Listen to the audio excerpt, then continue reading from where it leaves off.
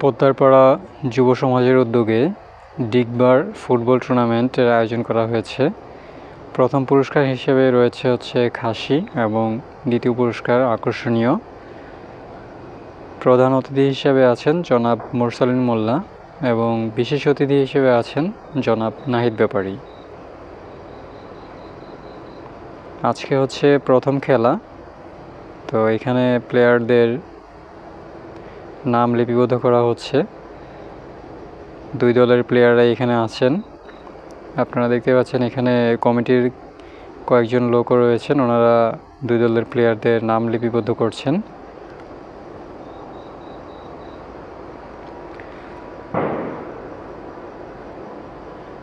এরা পোদ্দারপাড়া তরুণ সংঘের একটি টিম এবং আজকে বিপরীত টিম গণাইসারের।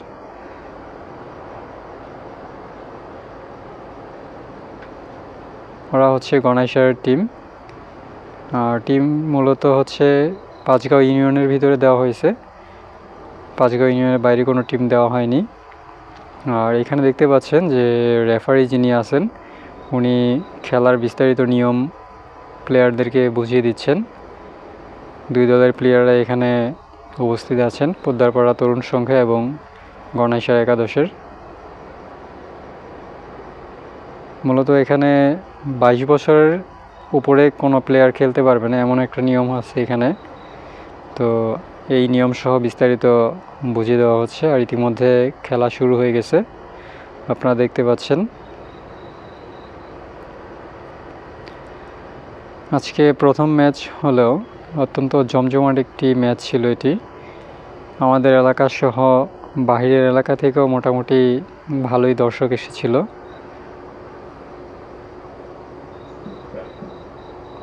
তো দেখতে থাকুন খেলাটি, আসলে আশা করছি ইনশাআল্লাহ আপনাদের ভালো লাগবে।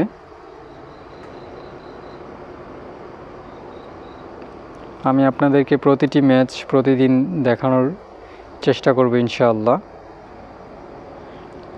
আর বিশেষ করে প্রবাসী ভাইদের জন্যই আমার আজকের এই ভিডিওটা করা, যাতে প্রবাসী ভাইয়েরা আমার এলাকার যারা আছেন অথবা বাইরের যারা আছেন তারা যেন এই ভিডিওটা দেখতে পান, তারা যেন এলাকার এই খেলাটা উপভোগ করতে পারেন। কারণ একটা সময় ছিল অনেকেই এই মাঠে খেলাধুলা করেছেন, অনেক প্রবাসী ভাই এখন প্রবাস জীবনযাপন করছেন। খেলাধুলার ভিডিও দেখে যদি আপনাদের ভালো লাগে অবশ্যই ভিডিওটা একটু শেয়ার দেওয়ার অনুরোধ রইল।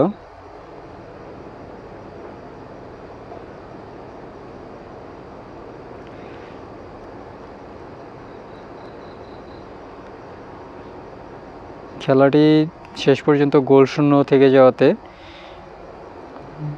ট্রাইব্রেকার করা হয়। ট্রাইব্রেকারে মূলত গণাইসার একাদশ জিতে যায়, আর পোদ্দারপাড়া তরুণ সংঘ যে তরুণ টিমটি ছিল তারা হেরে যায় মূলত।